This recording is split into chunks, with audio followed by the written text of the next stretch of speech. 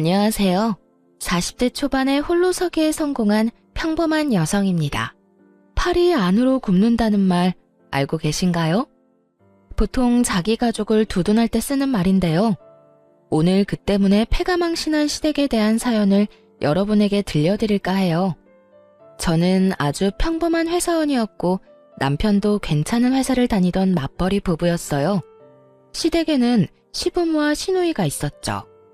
시누이는 늦둥이로 남편보다 10살가량 어렸어요. 그래서 시부와 남편은 시누가 해달라는 모든 걸 다 해줬죠. 연애할 때는 저보다 동생을 더 챙기는 듯한 모습에 여러 번 싸우기도 했어요.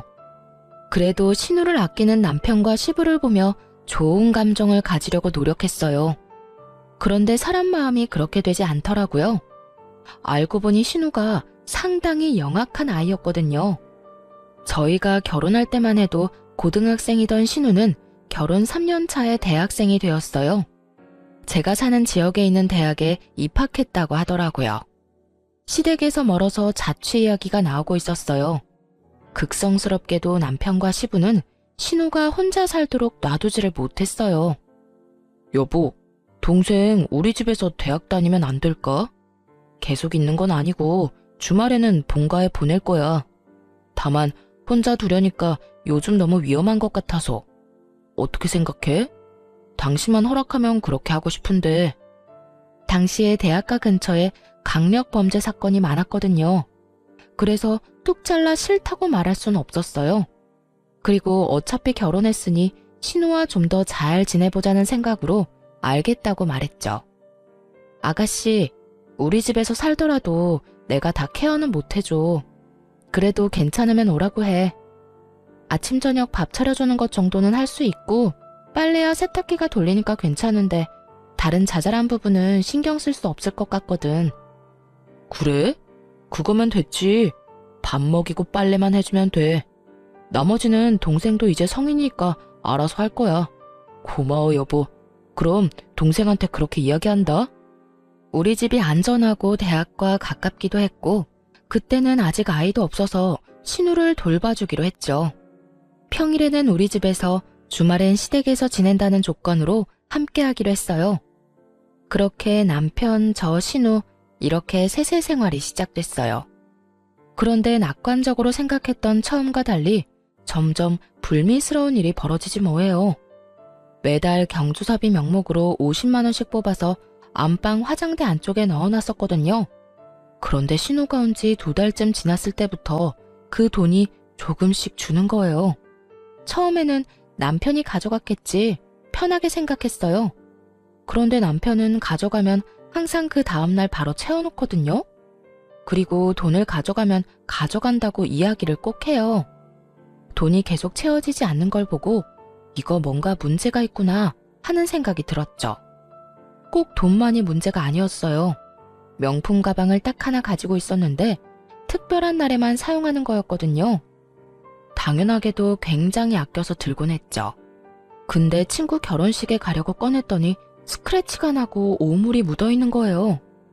그렇게 썼을 리가 없어서 이상하다 싶었는데 웬걸 다음에 쓰려고 봤을 때 더 스크래치가 많아진 거 있죠? 그때 직감했죠. 지금 이 가방을 누가 나 몰래 쓰고 있구나 하고요. 여자 가방을 저 외에 쓸 사람이 이 집에 누가 있겠어요. 그래서 나를 잡고 신우와 남편이 있는 곳에서 말하기로 했어요. 아무래도 신우를 콕 집어서 경고하기는 좀 그래서 남편이 눈치채고 대신 말해주도록 빙빙 말을 돌렸죠. 여보, 화장대에 있는 돈 가져다 썼으면 나중에 꼭 채워 넣어줘. 요즘에 계속 돈이 비더라. 거의 2, 30만 원씩 비던데? 당신 요즘 무슨 문제 있는 건 아니지? 돈이 빈다고? 내가 가져간 거 아닌데? 나는 가져가면 그 다음날에 바로 채워놓잖아. 당신이 착각한 거 아니야? 내가 돈 갖다 놓는데 착각할 일이 없지. 지금 5달째 2, 30만 원씩 계속 비었어. 그러면서 슬쩍 신우를 봤는데 아무 말 못하고 은근슬쩍 자리를 뜨려고 하더군요. 이 와중에 남편 놈은 그게 신우 짓이라는 것을 아예 생각도 못하고 있었고요. 미련하게 왜 생각을 못하는 걸까요? 이 집에는 셋뿐이고 신우 들어오기 전에는 돈이 없어진 적도 없었는데 아니면 그만큼 신우를 믿는 걸까요? 몰래 자리를 뜨려는 신우에게 말했죠. 그리고 아가씨도 오빠한테 가방 하나 사달라고 하세요. 몰래 제 가방 가져가서 쓰지 말고요.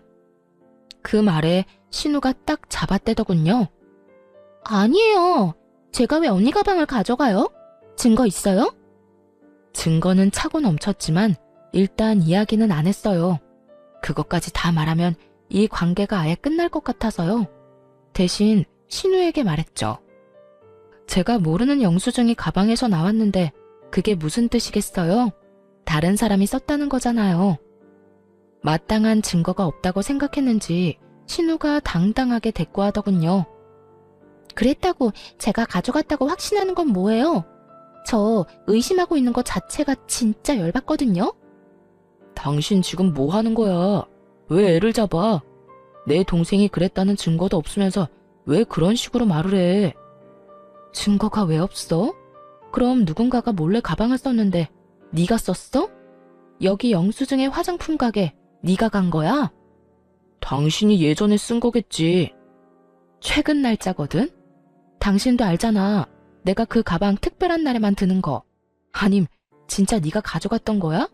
너 바람 피우니? 어떤 여자한테 화장품 사줬는데? 본인이 궁지에 몰리자 남편이 그러더군요. 그래, 얘가 좀 썼다고 쳐. 그래도 훔쳐간 것도 아니고 다시 가져왔잖아. 예쁜 가방 들고 싶어서 애가 좀 쓸 수도 있지. 당신이 가져가지 말라고 한 것도 아니잖아. 지금 그걸 말이라고 해? 남의 물건에 손대는 건 엄연히 나쁜 짓이야. 그리고 당신이 왜 화내는 건데? 앞으로 그러지 말라 하고 끝내면 될 일을 왜 나한테 책임 전가를 하냐고. 그럼 네가 소중히 여기는 시계 내가 멋대로 쓰고 다 부순 다음 가져와도 돼? 그래도 내 탓 안 할 수 있냐고. 말이 되는 소리를 해야지. 이번 일로 절실하게 느꼈어. 더는 아가씨 우리 집에서 지내게 못하겠어. 그러니까 아버님한테 근처에 자취방 하나 잡아달라고 말해. 너 진짜 이기적이다. 차갑고 정도 없어. 어떻게 내 동생을 내보내라는 말을 해? 이 집이 네 집이야? 반은 내 거잖아. 그래. 그리고 나머지 반은 내 거지. 난 문제 일으키는 사람이랑 같이 못 살아. 그러니까 당신이 알아서 해결해. 내가 왜? 내쫓고 싶으면 네가 말해. 남한테 시키지 말고. 이렇게 이야기하면 시댁 가서 이야기 못할 거라고 착각이라도 한 모양이더군요. 그래서 주말에 당장 시댁으로 내려가 시부에게 말했어요. 아버님, 이번에 오셔서 아가씨 자취방 찾아보셔야 할 것 같아요. 저희는 더 이상 아가씨 데리고 있기가 힘들어서요. 갑자기 그게 무슨 말이야? 너희가 봐주기로 했잖아.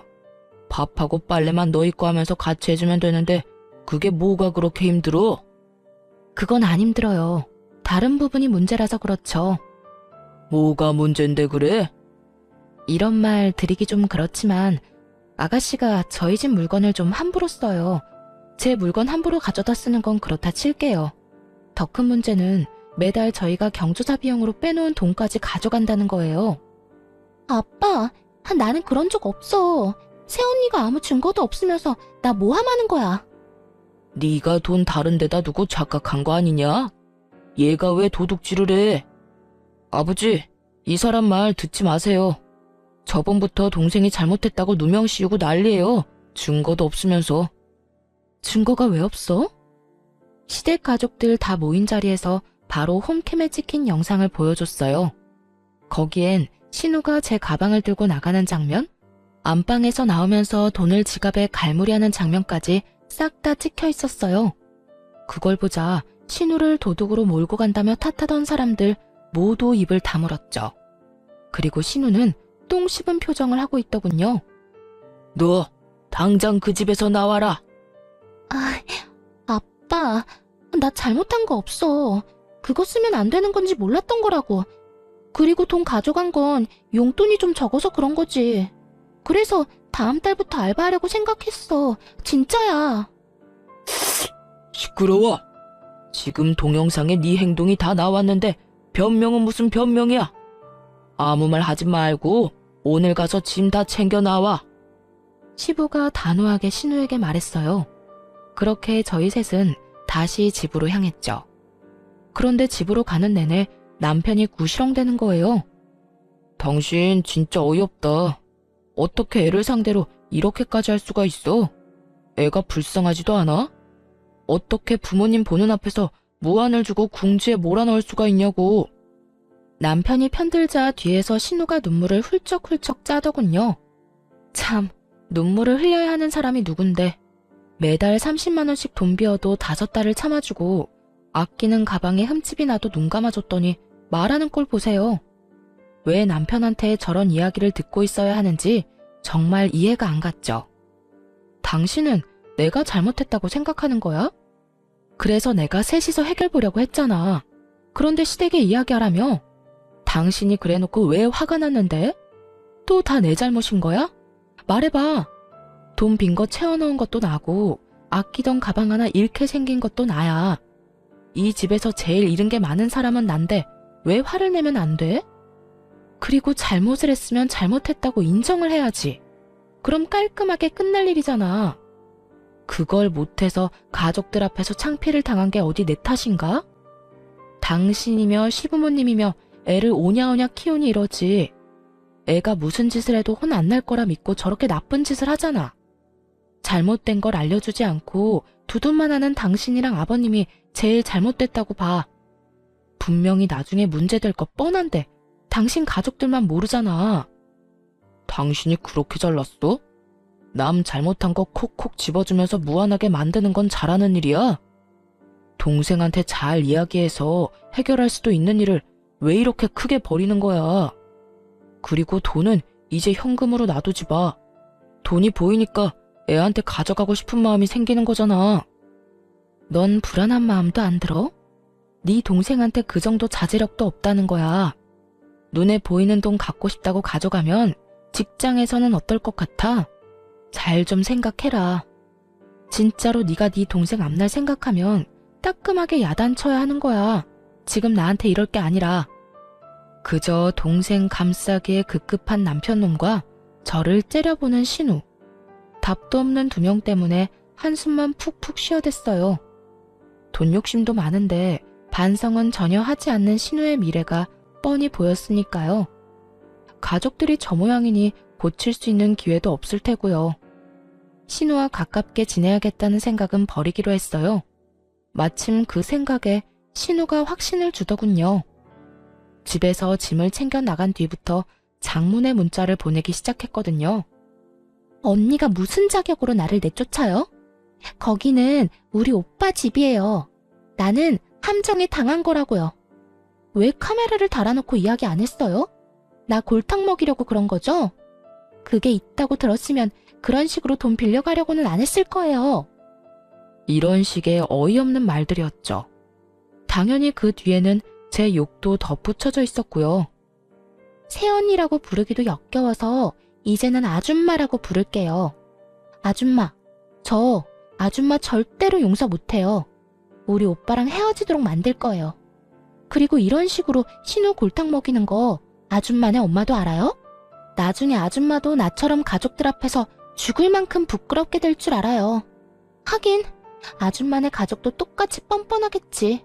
안 그래요? 오빠는 왜 이런 사람이랑 결혼했는지 몰라?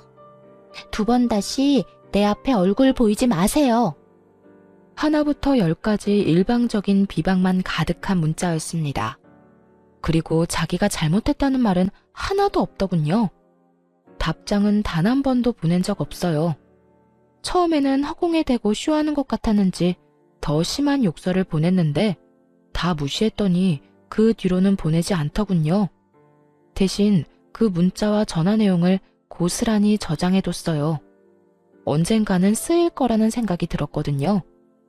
그렇게 신우와는 사이가 멀어졌어요. 동시에 시부모와도 서먹해졌죠. 그분들은 어른인 제가 신우를 감싸주지 못했다며 탓하고 싶었던 모양이에요. 신우가 잘못했다는 걸 뻔히 알면서도 말이에요. 하지만 실제로 피해를 입은 건 이쪽이니까 뭐라 말은 못하더군요. 쪼잔하게 행동과 표정으로 탐탁치 않아 한다는 걸 보여줄 뿐이었죠. 그리고 신우는 대학 2학년 때 중퇴를 했어요. 본인 말로는 취직이 됐다며 서울로 향했는데 딱히 큰 기대는 하지 않았어요. 잘 다니던 대학을 그만두면서까지 갈 직장이 대체 어디라고요? 남편과 시부만이 좋은 곳에 갔을 거라며 좋아하더군요. 그런데 신우가 직장에 취직한 후 180도로 달라진 모습으로 연락을 해오더군요. 한껏 나를 세우며 얼굴 보이지 말라던 건 까맣게 잊고 말이죠. 언니, 잘 지내요? 요즘 많이 바쁘죠? 제가 취직한 건 알고 있죠? 사실은 오빠한테도 곧 말할 건데 투자와 관련된 회사에 취직을 했어요. 그래서 짜투리 돈이라도 있으면 저희 쪽으로 투자하라고 연락한 거예요. 수익 진짜 확실하고요. 가족이니까 더 잘해줄 자신 있어요. 딱 들으니 의심스러운 말투였지만 웃으며 이야기했죠. 아가씨, 그런 돈이 있으면 이렇게 힘들게 살겠어요? 남편도 얼마 전까지 실직 상태였던 건 알죠? 6개월 동안 저 혼자 벌어서 생활하느라 돈이라고는 눈 씻고 봐도 없어요. 그때 빌린 돈 갚느라 힘들고요. 만약 돈이 생기면 직접 아가씨한테 연락할게요. 그렇게 돌려서 거절했어요. 남편이 중간에 갑작스럽게 퇴사를 하고 나오는 바람에 실제로 돈도 없었고요. 그러고도 결국 돈이 모자라 그 뒤치다꺼리를 얼마나 했는데요. 어느 정도였냐면 친정 부모님에게까지 돈을 빌렸었거든요. 결혼할 때 아파트 비용으로 1억 정도 마련해 주시느라 많이 애쓰셨는데 그런 상태에서 2천만 원을 더 빌려서 써서 미안한 마음뿐이었어요. 그래서 최대한 빨리 돌려드릴 생각으로 약 1년간 돈을 모으고 있었죠. 그렇게 신우와의 통화를 끊고 남편에게 말했어요. 당신 혹시라도 아가씨가 투자하라고 하면 절대 하지 마. 알았지? 우리 지금 돈 갚는 것만으로도 버거워. 나중에 당신 돈 더 벌고 나서 목돈 좀 생기면 해주든지. 아무튼 지금은 절대로 먼저 나서서 할 생각 하지 마. 알았어. 내가 애야? 알아서 다 잘할 거니까 걱정 마.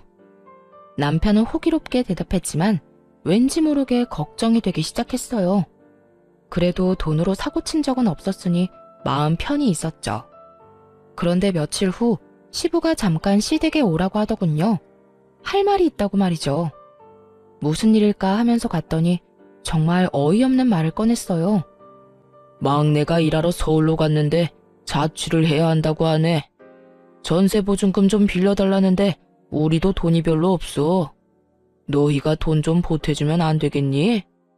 그냥 달라는 건 아니고 빌려달라는 거야. 두 사람을 데려다 놓고 말하고 있었지만 실상은 저한테 하는 말이었어요. 남편이었다면 말할 것도 없이 무조건 빌려줬을 테니까요. 그래서 딱 잘라 거절했죠. 아버님, 죄송한데 안 될 것 같아요. 결혼 후에 남편이 실직하고 힘들 때 친정에서 돈을 좀 빌렸었거든요. 원래 쓸 곳이 있는 돈이어서 저희가 빨리 돌려드려야 해요. 아니, 꼴랑 6개월 쉬었는데 무슨 돈을 빌려? 너희 돈 모아둔 거 하나도 없었어? 결혼할 때 남편이 대출을 많이 끼는 바람에 대출금이 워낙 많아서요. 사실 제가 버는 것만으로는 생활비도 감당이 안 됐거든요. 게다가 실업급여도 받을 수 없었다고 했고요. 그래서 돈이 하나도 없는 거야? 너희 진짜 이렇게 살아서 어쩌려고 그러냐? 미래 좀 생각하면서 살아야지. 그러게 말이에요. 이런 변수가 있으면 돈 모으기가 어렵잖아요. 그냥 좀 참고 일하든 아니면 다른 직장 알아보고 나오든 해야 했는데 자기 마음에 안 든다고 남편이 무턱대고 나와버렸으니 어쩌겠어요. 게다가 오랫동안 일한 것도 아니고요. 남편은 결혼할 때 퇴사를 하고 그 퇴직금을 결혼 비용으로 사용했었어요. 그 다음 회사에서 3년을 일하다가 자기랑 안 맞는다고 때려치우고 나온 거예요. 그러니 실업급여도 못 받고 퇴직금은 얼마 되지도 않았죠. 그렇게 나와서 6개월간 취직은 못했지. 돈은 매달 빠져나가지. 혼자 돈을 벌어야 했던 저까지 힘든 상황이었죠. 자기 아들 잘못이니 시부도 더 말을 못하더라고요. 시댁에서 나오면서 남편에게 말했어요. 통장에 모아둔 돈 있지? 그거 나한테 줘. 다음 달 월급이랑 보너스 나오면 2천만 원 만들어서 엄마한테 보내주게. 그 돈 꼭 지금 줘야 해? 어머님이 우리한테 지원해 주신 걸 수도 있잖아. 전화해서 한번 여쭤봐. 그냥 주신 거 아니었냐고. 갑자기 그게 무슨 소리야? 너 설마 그 돈 썼어? 아니, 그게 동생 빌려줬어. 미쳤어? 그 돈을 왜 네가 맘대로 빌려줘? 그럼 어떡해, 동생이 급하다는데. 나라고 그냥 아무 생각 없이 줬겠어? 솔직히 당신도 그냥 말만 그렇게 한 거잖아. 무조건 친정에 갚도록 만들려고. 원래 이런 돈은 그냥 고맙습니다 하고 받아서 쓰는 거야. 그거 우리 부모님 전세 재계약할 때 쓸 자금이거든? 미친놈아. 네가 뭔데 우리 부모님 돈을 멋대로 쓰고 난리야. 이미 빌려줬어. 그건 당신이 알아서 처리해. 그리고 부모 자식끼리 돈 좀 빌려주고 늦게 갚을 수도 있는 거지. 미친놈. 답이 안 나오더라고요. 너무 열받아서 그 다음날 연차 쓰고 집에 와서 뭘 했는 줄 아세요? 남편이 아끼는 물품들 사진 찍어서 중고 어플에 올렸어요. 고가의 시계부터 얼마 전에 직접 구매한 스타일러까지 싹 다요. 그리고 남편에게 어플 캡처를 보내주며 돈 안 갚으면 이것들 진짜 팔겠다고 했죠. 남편이 기겁하고 전화를 하더군요. 당신 미쳤어? 그걸 왜 팔아? 아직 할부도 다 안 끝난 건데. 너는 그럼 내 허락 받고 그 돈 아가씨한테 빌려줬어? 네가 한 짓이랑 똑같은 짓 한 거야. 당장 돈 가져와. 안 그러면 지금 여기 세워져 있는 당신 차도 팔아버릴 테니까. 아니, 동생한테 돈 좀 빌려줄 수도 있지. 다른 데 쓰는 거 아니고 전세 보증금이라잖아. 사람이 왜 이렇게 못났어? 그럼 당신은 우리 엄마 아빠 책임질 거야? 전세 재계약 못해서 길거리에 나앉으면 책임질 거냐고. 이쪽도 생계가 걸린 문제야. 아가씨 도와줄 돈 없으면 대출을 받든가 하지. 왜 친정돈을 건드리는 건데? 내가 책임지면 되잖아. 거짓말인 거 다 알아. 전세 계약금을 누가 2천만 원이나 올려받아? 장인 장모가 그 집에서 얼마나 사셨는데 말이 되는 소리를 해야지. 네가 친정에 돈 갚아주고 싶어서 그러는 거지? 네가 책임진다고? 그래, 그렇게 되면 책임진다고. 그러니까 내 물건들 팔 생각 절대 하지 마. 어쨌든 돈은 절대 못 돌려준다 이 말이지? 대신에 책임진다고. 뻔뻔한 남편의 말에 너무 열받았어요.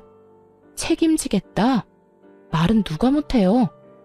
그래서 친정 부모님한테 우리 집으로 들어오시라고 했어요. 전세 재계약 기간이 2달 정도 남긴 했는데 그 전에 돈을 돌려받아야 하잖아요. 부모님이 집으로 오시니 남편놈 얼굴이 가관이더군요. 당장 들어오실 줄은 생각도 못했던 것 같더라고요. 책임진다며. 앞으로 2달 안에 돈 안 주면 이렇게 계속 살 거야. 얼굴 좀 보고 익숙해지라고 부모님 불렀어. 아이고, 이서방. 잘 부탁하네. 빌려간 돈만 돌려주면 우린 다시 돌아갈 거니까 너무 걱정은 말고. 자네가 어련히 다 알아서 잘하게 했지. 그렇지 않은가? 친정아버지 말에 남편놈이 열받아서 저를 끌고 밖으로 나가더군요. 당신 미쳤어? 장모님이랑 장인어른을 여기 데려오면 어떡해? 책임진다며. 돈 안 갚는 대신에 책임진 데서 모셨어. 당신 말대로 했는데 뭐가 문제야? 아, 당신 진짜 너무한다. 동생한테 빌려준 게 그렇게 고가웠어? 이해해줄 때도 됐잖아. 난 이해 못하겠으니까 혼자서나 이해하시고요. 돈이나 다시 달라고 해. 허락도 없이 남의 돈으로 선심 쓴 주제에. 돈 넘지 마. 너 이 돈 받아가면 우리 이혼이야. 아무리 그래도 이건 좀 아니지. 나도 여태 많이 참았어. 네가 내 욕하고 우리 집 무시한 거 모를 줄 알았어? 이미 동생한테 이야기 다 들었거든.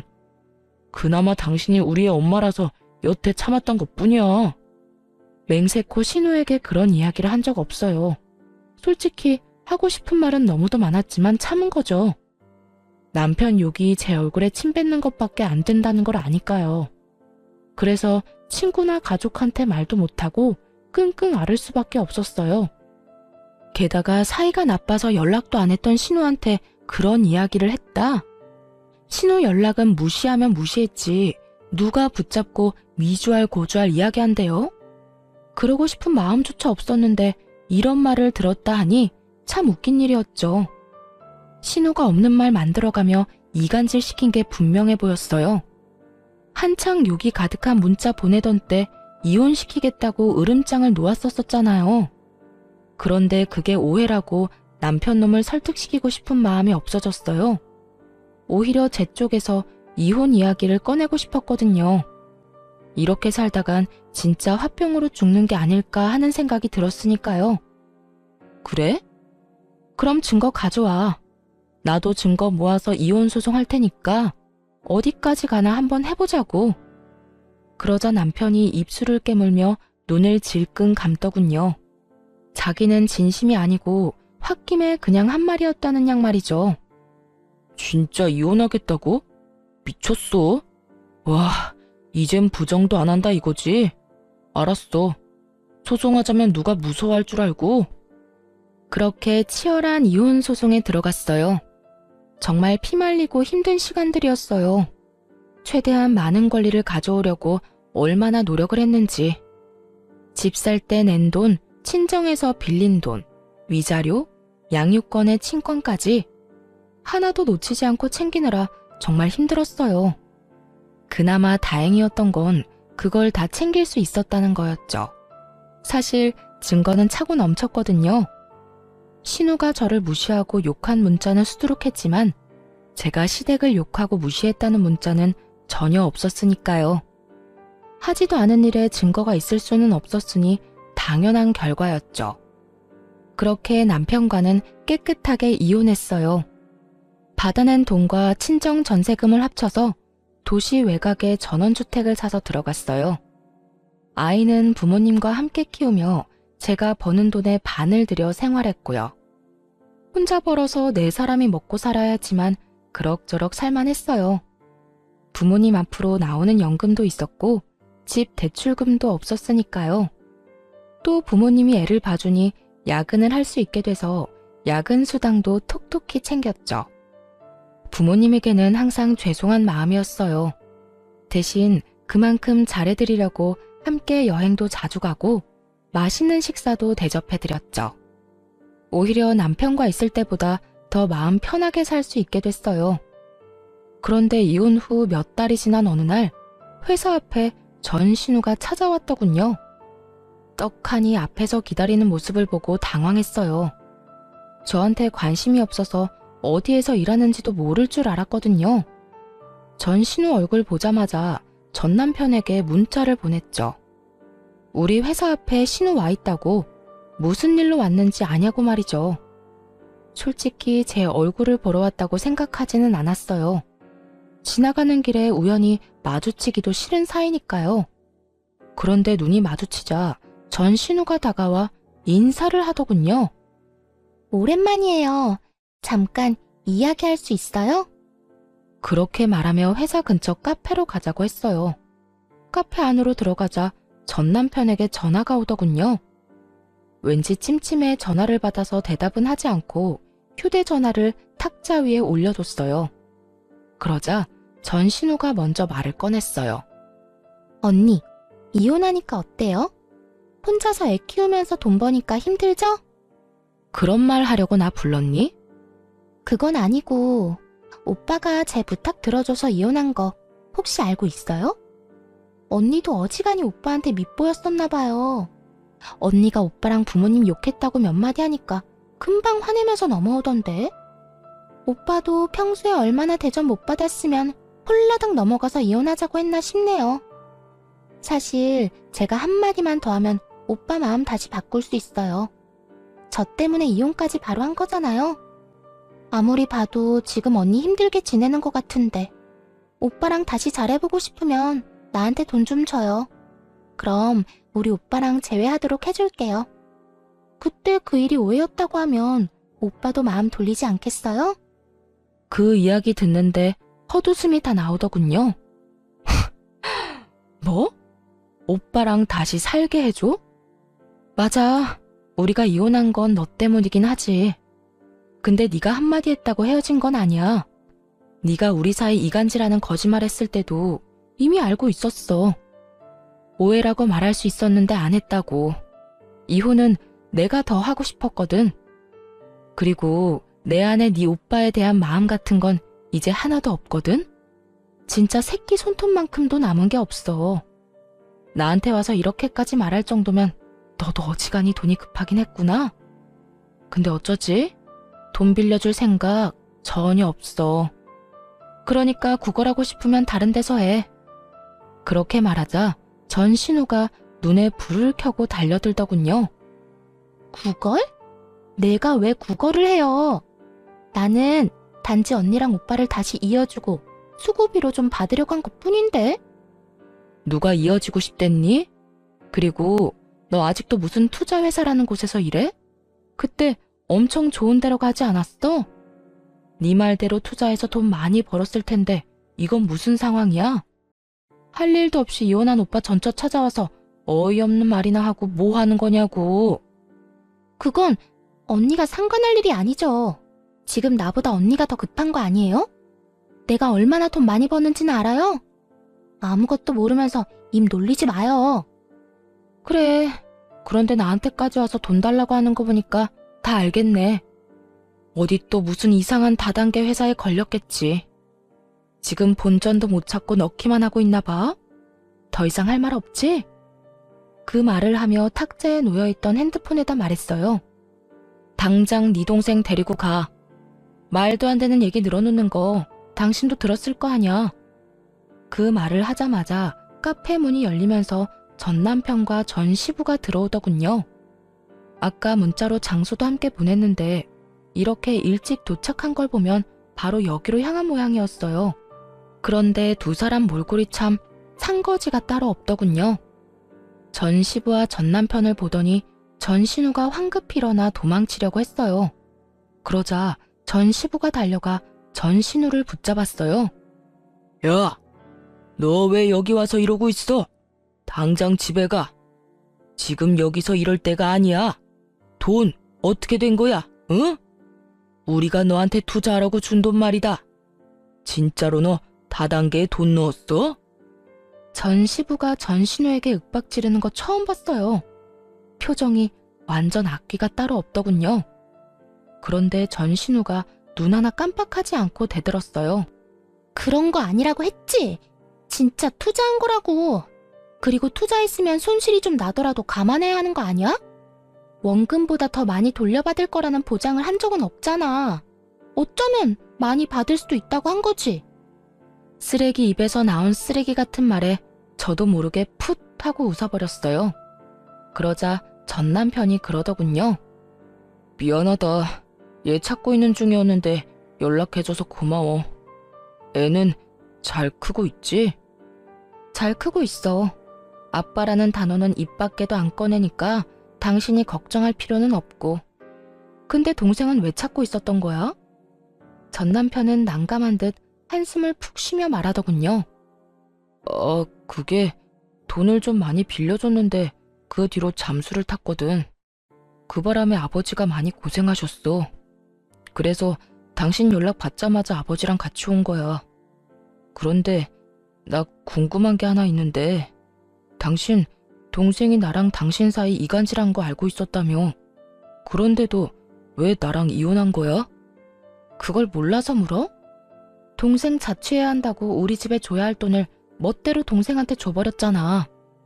당신이 나 몰래 돈 빼돌려서 쓸 사람이 아닌데 말이야. 당신 가족 모두 당신 동생한테 간이며 쓸개며 다 빼줄 것처럼 구는데 딱 봐도 조만간 집 망하겠구나 싶었지. 게다가 신우가 우리 집에서 벌인 일도 있었고. 나는 신우를 못 믿었고 당신은 신우를 너무 믿었던 거야. 그 거리를 도저히 메울 수가 없겠더라고. 게다가 신우가 돈 좀 빌려달라고 투자하라고 말할 때부터 불안했어. 사이가 안 좋은 나한테도 그러니까 욕심이 많구나 하는 생각도 들었고. 당신이 그게 오해였다고 한마디라도 말했으면 난 이혼 안 했을 거야. 전 남편이 한껏 억울한 듯 소리를 지르며 말하더군요. 그의 힘껏 고개를 저으며 말해줬죠. 아니, 넌 분명히 내 말 못 믿고 동생 말 믿었을걸? 먼저 마음을 닫은 쪽은 너야. 그래서 나도 이혼 이야기 나왔을 때 굳이 오해를 정정 안 한 거고. 네가 나를 못 믿는데 왜 내가 그런 이야기를 해줘야 해? 그럴 필요 못 느꼈어. 그걸로 답이 됐어? 돈을 얼마나 뜯겼는지는 모르겠지만 왜 내 탓을 하는지 모르겠어. 그리고 처음에 이야기했지. 당신 동생이 뭐라고 하든 투자 같은 거 하지 말라고 신신당부를 했잖아. 그때 뭘 했어? 알아서 한다고 그랬어, 안 그랬어? 그래서 이 꼴이 난 거야? 대체 얼마나 뜯어갔길래 두 남자가 여자애 하나 붙잡으려고 뛰어왔을까 싶네. 그래, 내 탓이지. 당신 말 믿고 동생 멀리 했으면 이런 일 없었을 텐데. 나 사실 당신이랑 이혼하고 나서 집 판 돈 동생한테 다 투자했어. 아버지도 있는 돈 없는 돈 다 끌어서 투자하고. 처음에는 이자람에 얼마씩 주더니 3달 뒤에 연락 뚝 끊고 사라지잖아. 우리가 얼마나 놀랐는지 알아? 나중에 알았어. 동생이 다단계에 빠져서 거기 돈 다 집어넣고 있던 거. 게다가 한두 명이 당한 것도 아니야. 동생 지인들도 다 넣었는지 매일같이 우리 집 앞에 와서 난리야. 돈 내놓으라고. 뭐 돈이 있어야 주지. 우리도 동생한테 다 뜯겼는데. 들어보니 참 딱한 사정이긴 하더라고요. 전신우는 아직도 그게 다단계가 아니라고 오히려 통장에 더 넣어야 한다며 돈을 모으고 있는 상황이라고 하더군요. 통장이 있다는 것도 그 다단계 회사의 주장일 뿐이래요. 수익도 마찬가지로 거기서 주장하는 것일 뿐이랍니다. 어차피 출금이 불가능한 돈이라서 자기 손에는 한 푼도 안 남는다는데 그걸 알고도 모른 척 하는 건지 진짜 모르는 건지 모르겠어요. 집을 풍비박산 내놓고도 정신을 못 차린 것 같았죠. 그렇게 전 시부와 전 남편은 돈만 넣고 있다가 전 신우가 사라지니 깜짝 놀랐겠죠. 혹시라도 돈 떼먹고 도망갈까봐 급히 신우를 찾아다녔던 거라고 하더군요. 뭐 세간살이 팔아서 다단계에 돈 집어넣었다고 하면 이미 볼장 다 본 거죠. 전 남편이 그러더군요. 당신은 다 알면서 혼자만 빠져나간 거였어. 한마디라도 해줬으면. 해줬더라도 그게 네 귀에 들어갔겠어? 내 욕만 한 바가지 했겠지. 내가 그랬지? 동생이 나쁜 길로 가는 것 같으면 따끔하게 혼내야 한다고. 그래야 그런 짓 2번 다시는 못한다고. 그런데 오냐오냐만 하고 있으니 이 난리가 나지. 가족, 지인들 돈 빌려서 다단계에 투자하는 게 나쁜 건지 좋은 건지도 모르고. 너랑 네 부모님이 애를 이렇게 만든 거니 남 탓하지 마. 어차피 그때 넌 절대 내 말 안 들었을 거야. 나도 그걸 아니까 이혼한 거고. 결혼도 이혼도 타이밍이야. 지금 와서 후회해봤자 아무짝에도 쓸모없거든? 참 웃기지도 않더라고요. 왜 남 탓을 하는지? 본인이 눈, 귀 다 막아놓고 이제 와서 왜 너만 빠져나갔냐? 라고 하냔 말이에요. 저도 편하게 빠져나간 건 아니잖아요. 실컷 시댁에서 욕먹고 가진 거라도 지키려고 악착같이 애쓰면서 벗어났는데 엄청 편하게 살다가 이기적으로 혼자서만 빠져나간 것처럼 말하다뇨. 하여튼 가해자들은 절대로 모르는 법이에요. 자기들이 얼마나 잔인했는지, 얼마나 맹목적으로 사람을 괴롭혔는지 말이죠. 그때 전 신우와 전 시부 쪽에서도 엄청 큰 소리가 들려왔습니다. 이거사, 내가 너를 어떻게 키웠는데 이렇게 배신을 해? 그 돈이 어떤 돈인지 알아? 이 아버지가 평생을 바쳐서 모은 돈이야. 그걸 홀라당 다단계에 다 갖다 바치면 어떻게 해? 이제 나한테, 아니 너한테도 남은 거 없어. 왜 남은 게 없어? 지금 당장 출금 안 되는 것 뿐이라니까. 그리고 이미 넣은 돈으로 이렇게 호들갑 좀 떨지 마. 돈 나오면 준다니까. 그 돈이 언제 나올 줄 알고. 그리고 네가 또 돈을 넣으려니 하는 말 아니냐? 이제 그만해라. 이제라도 다 포기하고 네 인생 살아. 한 달 일하고 월급 받으면서 평범하게 돈 벌어. 너 이런 식으로 하다간 진짜 끝장이야. 그렇게 벌어서 언제 돈을 모아. 힘들게 일해서 푼돈 버는 거 난 못해. 아빠나 오빠나 그렇게 하든지. 쉬운 방법이 있는데 왜 어려운 길로 가? 그리고 나 돈 많다고. 내 계좌에 얼마나 많이 들었는지 보여줄까? 전신우는 절대로 그게 다단계가 아니라고 생각하는 것 같더라고요. 하긴 다단계에 빠진 사람이 쉽게 인정하지는 않겠죠. 사이트 터지고 피해자들이 여기저기 나타나면 그제야 당했다는 걸 알 테니까요. 그 전에는 아무리 주변 사람들이 이야기해줘도 안 믿는데요. 그저 돈 잘 버는 자기를 시기해서 하는 말이라고만 생각한다고 하더라고요. 그렇지만 전신우는 피해자인 동시에 가해자잖아요. 그러니 주변에서 아무리 말해도 듣지 않는 거겠죠. 죽었다 깨어나도 자기가 잘못했다는 걸 인정하고 싶지 않을 테니까요. 그렇게 돈이 많으면서 왜 사람들 만나서 돈을 빌려 이거 사? 그거 다단계야. 돈 절대 못 받는 거. 대학까지 가서 공부한 애가 왜 그걸 몰라? 중졸인 네 아빠도 아는 사실을. 너 지금 여기 와서 이럴 상황 아니야. 우리 집에 빚쟁이들이 얼마나 많이 찾아왔는지 알아? 지금 우리더러 돈 내놓으라고 네 가족이니까 책임지라고 아우성이야. 그건 어떻게 할 거야? 아, 몰라. 아빠랑 오빠가 어떻게든 해결해. 이제까지 문제 일으켜도 알아서 다 해결해줬잖아. 이번에도 그렇게 하면 되지. 뭐가 그렇게 큰일인데? 하던 대로 하라고 하던 대로. 그리고 나도 여기 온 거 그 사람들한테 돈 돌려주려고 그런 거야. 언니한테 돈 받아서 메꿔주려고 한 거라고. 근데 오빠는 도대체 뭘 어떻게 했길래 이렇게 정이 뚝 떨어지도록 만든 건데? 언니한테 뭐 여지라도 남겨놨어야 이용을 하든 말든 하지. 우와, 지켜보는데 머리가 다 아프더라고요. 쓰레기도 이런 쓰레기가 없었죠. 민폐갑, 진상대마왕 이런 단어들이 절로 생각날 만큼 전신우의 행동은 민폐와 진상 그 자체였어요. 게다가 제 돈으로 빚쟁이들 돈 메워주려고 했다뇨. 그 빌어먹을 발상은 어디서 나오는 건지, 그리고 전남편과 이간질하려고 그렇게 애썼으면서 도리어 지금은 자기 오빠에게 왜 여지를 남겨두지 않았냐는 소리까지 하더군요. 필터 없이 더러운 생각을 입 밖으로 내는 전신우를 보며 전남편에게 말했죠. 참 잘 키웠다, 잘 키웠어. 만족하지? 너랑 네 부모님이 애 저렇게 만든 거야. 여동생이 싼 똥 열심히 치워봐. 직접 그런 미래를 만들었으니까. 너랑 이혼해서 정말로 마음이 놓인다. 안 했으면 어쩔 뻔했어? 이런 꼴을 나한테 보이면서 내 탓을 해? 너 양심은 있어? 내가 볼 때 저 정도면 병이야. 정신병원 입원이라도 알아봐야 하는 거 아니야? 하긴 말 안 해도 네가 잘 알아서 하겠지. 난 상관없는 사람인데 신경 쓸 필요는 없지. 전 남편은 쪽팔린 듯 고개를 숙이고 손바닥으로 연신 마른 세수만 하고 있더군요. 그런 아수라장을 두고 밖으로 나가며 전 남편과 전 신우에게 경고했어요. 이런 식으로 한 번만 더 찾아오면 만나주지 않고 경찰에 신고부터 할 거야. 그러니까 앞으로 연락하지 마. 이런 쓸데없는 데 시간 뺏기고 싶지 않거든? 지지고 볶고 싸우고 싶으면 가족들끼리 알아서 하라고. 그 뒤로 한두 달 뒤에 전 시댁 소식을 대충 듣게 됐어요. 전 신우는 제 말대로 정신병원 상담하고 입원하게 됐다고 하더군요.